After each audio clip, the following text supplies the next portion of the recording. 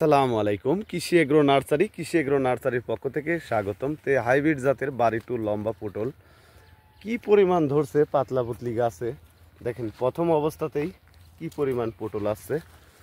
তে জমি যিনি চাষাবাদ করছে ভাইয়ের সাথে কথা বলবো। আসসালামু আলাইকুম ভাই। ওয়ালাইকুম আসসালাম রাহমাতুল্লাহি ওয়া বারাকাতুহু। কি অবস্থা ভাই? আলহামদুলিল্লাহ ভালো আছি ভাই। পটল তো দেখতেছি প্রথম অবস্থাতে খুবই সুন্দর পটল আছে, গাছ নাই খালি পটল আর পটল দেখতেছি, কিভাবে সম্ভব ভাই? আপনার নামটা কি ভাই? মোহাম্মদ মাজেদুল ইসলাম। মাজেদুল ইসলাম। ভাই আপনার এই পটল চাষের অভিজ্ঞতা কতদিনের? মোটামুটি প্রায় 6 বছর। 6 বছর হচ্ছে। তো ভাই দেখতেছি যে প্রতিটা এই গিটায় পটল ধরেছে, আর পটলের জাতটাও খুব সুন্দর। তো এই জাতের পটল 1 বিঘা জমি চাষাবাদ করলে কেমন ফলন আসে ভাই? 1 বিঘায় যদি ভালো উৎপন্ন হয়, যদি গাছ যদি টেকসই থাকে, তাহলে মোটামুটি সপ্তাহে 10-12 মণ, 13 মণ, 14 মণ হয়। 14 মণ হয়। আচ্ছা, এটা কি প্রতি সপ্তাহে উঠাইতে হয় না 2 সপ্তাহ পরে উঠাইলেও সমস্যা নাই এরকম?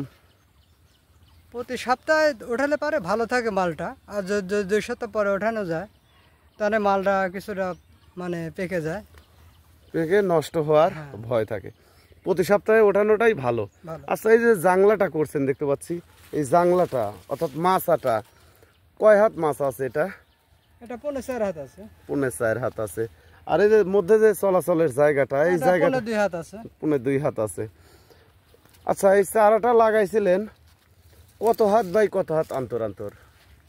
এটা 1 হাত বাই 1 হাত লাগানো আছে।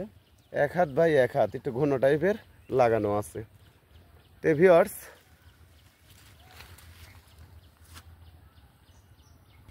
আচ্ছা ভাই, এই জাতের চারা কি আপনারা তৈরি করেন? এই যে দেখতেছি পর্যাপ্ত পরিমাণ ধরে আছে। হ্যাঁ, সব জাতের চারা আমরা নিজেই রোপণ করি এবং তৈরি করে চারা বিক্রয় করা হয়।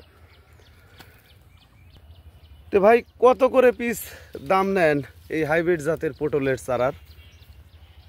10 টাকা পিসও বেচা হয়, আবার 15 টাকা পিসও বেচা হয়। 10 টাকা পিস, 15 টাকা পিস হিসাবে বেচা কেনা হয়। তো ভিউয়ার্স, আপনারা যদি পটলের চারা সংরক্ষণ করতে চান, স্ক্রিনে দেওয়া নম্বরে অবশ্যই যোগাযোগ করবেন।